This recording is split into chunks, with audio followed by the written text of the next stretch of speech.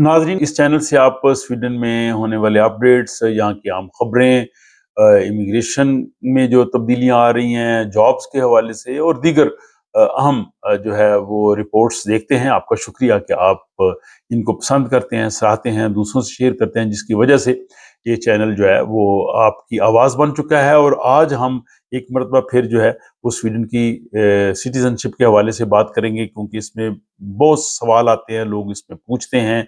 तो आज के व्लॉग में ज़्यादा हम जो स्वीडिश ज़बान और सोसाइटी का टेस्ट है और इसके बाद जो कफ़ालत की शर्त है, इससे जुड़े हुए बहुत से जो मामलात हैं उन पे हम बात करेंगे।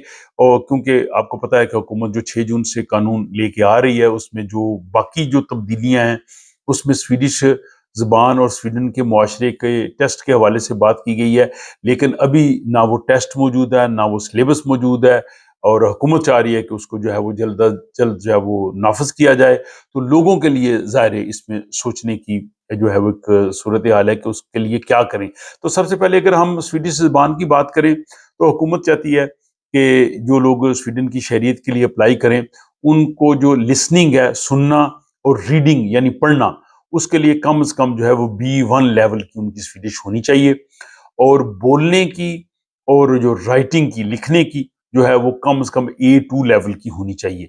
तो ये ज़ाहिर करते हैं कि यानी वो स्वीडिश ज़बान में कम्युनिकेट कर सकें, लिख सकें, पढ़ सकें, बोल सकें, अपनी बात कर सकें, समझ सकें। तो ये बुनियादी तौर पे तो ये टेस्ट है, ये जो स्वीडिश सोसाइटी का टेस्ट, ये तो अगस्त 2026 से जो है वो शुरू हो जाएगा। लेकिन ज़बान के टेस्ट में जो है आपको पता है पहले भी कई बार बात इसमें मसला बना हुआ है, और ये मुमकिना तौर पे लगता है कि ये अक्टूबर 2027 तक चला जाएगा। तो इसलिए कुछ उसमें लोगों को रियायत मिल जाएगी। लेकिन मेरी राय यही है कि जिन लोगों ने अप्लाई किया हुआ है उनके पास वक्त है, वो स्वीडिश ज़बान सीख सकते हैं। यहाँ पे सीखना बहुत आसान है। म्यूनिसिपैलिटीज़ ज़बान सिखाती हैं, आजकल तो इंटरनेट पे भी बहुत से ऐसे ज़राए हैं। तो अगर आपने स्वीडन की नेशनलिटी लेनी है, पासपोर्ट जेब में रखना है, तो ज़ुबान जो है वो अगर आपको आनी भी चाहिए, आपका फ़ायदा है जॉब के लिए, यहाँ रहने के लिए। तो इसमें ये है कि अगर एसएफई लेवल आपने किया है, उसका आखिरी लेवल डी लेवल अगर पास कर लिया है, तो फिर आपको ज़ुबान के टेस्ट की ज़रूरत नहीं पड़ेगी। तो ये एक बड़ा अच्छा मौका है, काफ़ी टाइम है, आप इसमें कर सकते हैं। दूसरा ये है कि जो लोग यहाँ पे जो तालीम बालिगा होती है, कुमवक्स, उसमें जो है Swedish as a second language को पढ़ेंगे, तो ये भी काबिल कबूल होगा। तो ये यानी उनको फिर अलग से नहीं होगी। या अगर आप वो जिम्नाजियम में या ग्रुंड स्कूला में अगर आपने स्वीडिश ज़बान पढ़ी है, तो उनके लिए भी काबिल कबूल होगा। यानी वो अगर वो बच्चे हैं, या अगर आपने पहले से पढ़ रखा है, तो वो भी आपके लिए जो है ये बेहतर होगा। या एक टीसस टेस्ट होता है, वो भी स्वीडिश ज़बान के लिए वो यूनिवर्सिटी में अमूमी तौर पे वो लोग पढ़ते हैं। तो वो भी आपके लिए जो है वो मुफ़ीद होगा, वो भी आपकी जो है वो ये शर्त पूरी कर देगा। एक स्वीडेक्स टेस्ट है, ये भी स्वीडिश ज़बान का टेस्ट है, ये भी बाज़ सूरतों में कबूल किया जा सकता है। तो यानी मुख्तलिफ़ किस्म के टेस्ट्स हैं, अगर आप इनको कर लें, तो ये आपके लिए बड़ा जो है वो फ़ायदेमंद होंगे। इसके बाद स्वीडिश सोसाइटी का टेस्ट है, स्वीडन के मुआशरे के बारे में। अभी इस हवाले से कोई इस तरह से सिलेबस आ नहीं रहा, लेकिन इसमें बेसिक इन्फॉर्मेशंस जो हैं वो चाहिए। और जैसे मैंने आपसे पहले भी कहा है कि जैसे मेरी जो किताब है वतन सानी, इसमें स्वीडन के बारे में काफ़ी इन्फॉर्मेशन है। तो वो इन्फॉर्मेशन अगर आप जान लेंगे, तो ज़ाहिर है उसको आप लिख सकते हैं। अलावा जी अगर आपने यहाँ कॉमवर्क्स में शामिल कौन स्कॉप पढ़ा है, या जिसको शहरियत कहते हैं, तो वो भी आपके लिए जो काबिल कबूल होगा, वो आप बता सकते हैं कि हमने ये सारा कर लिया है। आप अपनी म्यूनिसिपैलिटी जहाँ पे रहते हैं, वहाँ पे आप कांटेक्ट कर सकते हैं, वहाँ पे आप कॉमवर्क्स में वो टेस्ट दे सकते हैं।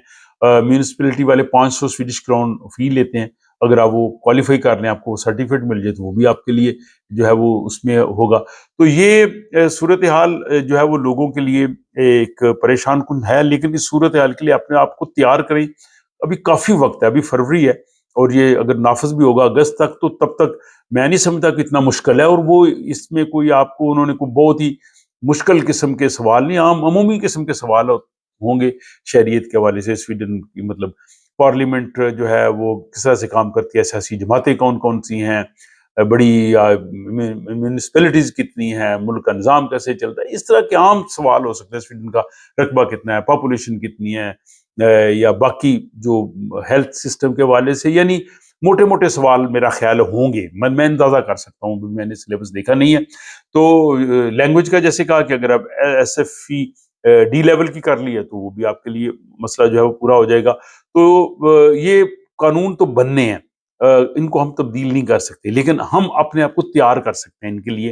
اور اگر آپ کریں گے تو یہ صرف آپ اس کو نیشنلٹی کے ٹیسٹ کے طور پہ مت دیکھیں، برڈن کے طور پہ مت دیکھیں، اس کو آپ اپنی پرسنل ڈیولپمنٹ کے لیے دیکھیں. آپ نے اس ملک کا پاسپورٹ لینا ہے، آپ نے یہاں پہ رہنا ہے، آپ نے جاب کرنا ہے، آپ کے بچوں نے یہاں پہ پڑھنا ہے، آپ نے بچوں کے اسکولوں میں جانا ہے، ان کے ٹیچروں سے بات کرنی ہے. تو لینگویج اور یہ باقی چیزیں آپ لوگوں کے لیے بہت ہی فائدہ مند ہوں گی. تو یہ اس ضمن میں اگر آپ اپنی تیاری کرتے رہیں تو یہ میں سمجھتا ہوں کہ آپ کے لیے بڑا فائدہ مند ہے. اب دوسری بات کرتے ہیں کہ جو یہاں پہ ہے کہ آپ کی انکم ہونی چاہیے، یہ بھی ایک امپورٹنٹ شرط ہے. اور اس میں جیسے میں نے کہا کہ ابھی اس میں کافی وقت ہے، یہ شرط بھی پوری کرنے کے لیے آپ ابھی سے کوشش کریں جابز حاصل کرنے کی. ظاہر ہے نیشنلٹی کے وہ لوگ اپلائی کریں گے جن کو سویڈن میں رہتے ہوئے کافی سال ہو گئے ہیں، جن کے پاس پرماننٹ ریزیڈنسی ہے، جو یہاں کے سسٹم کو سمجھتے ہیں، ان کے لیے جابز لینا نسبتاً آسان ہوگا ان لوگوں کی نسبت جو نئے آئے ہیں.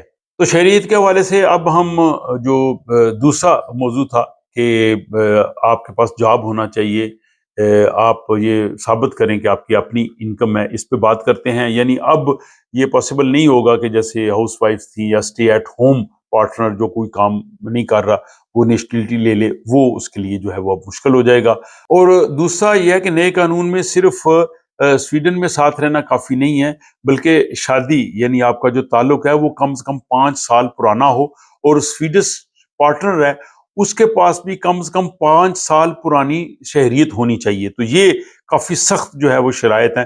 شادی کے حوالے سے پہلے شادی کے حوالے سے بہت آسان تھا، شادی ہوئی اور 3 سال کے بعد لوگوں کو نیشنلٹی مل جاتی تھی. اب جیسے 7 سال ہے اور اس کے پاس بھی 5 سال پرانی نیشنلٹی ہونی چاہیے اور 5 سال کا جو ہے تعلق ہے. اور پھر اگلی شرط جس پہ ہم بات کر رہے تھے کہ کم از کم 20,000 کرونا ماہانہ تنخواہ ہونی چاہیے. تو یہ ایک اہم شرط ہے. پہلے یہ تھا کہ اکثر جو پارٹنر تھے وہ کام نہیں کرتے تھے، ایک کام کر رہا ہے وہ نیشنلٹی کے لیے اپلائی کر لیتے تھے، اب یہ جو ہے وہ مشکل ہے. تو نیشنلٹی کے لیے جس نے اپلائی کرنا ہے اس کی کم سے کم جو ہے وہ 20,000 آمدنی ہونی چاہیے. اس کا جو پارٹنر ہے شوہر یا بیوی، اس کی بے شک لاکھوں میں آمدنی ہو، کوئی فرق نہیں پڑے گا، اس کی انکم ہونی چاہیے جاب سے یا بزنس سے کہ اس کو اتنی آ رہی ہے. اس میں صرف دو جو گروہ ہیں ان کو شاید وہ استثناء دے دیں، ایک وہ کوئی جمنازیم یا اس سے اوپر والے اسٹوڈنٹس جو پڑھ رہے ہیں فل ٹائم، یا جو پینشنر لوگ ہیں، یا ظاہر اسٹوڈنٹ پڑھ رہا ہے اس کی تو اتنی انکم نہیں ہو سکتی تو وہ اس سے نکل جائیں گے. لیکن باقی جو لوگ ہیں ان کو یہ مکمل طور پہ جو ہے وہ ثابت کرنا پڑے گا کہ ان کے پاس جو ہے وہ اتنی انکم ہے. تو اس چیز کا ایک خاص دھیان رکھیں کہ اگر آپ کی اپلیکیشن ریجیکٹ ہو گئی تو پھر آپ کو مزید انتظار کرنا پڑے گا، پھر آپ پھر کیوں اس سے نکل جائیں گے.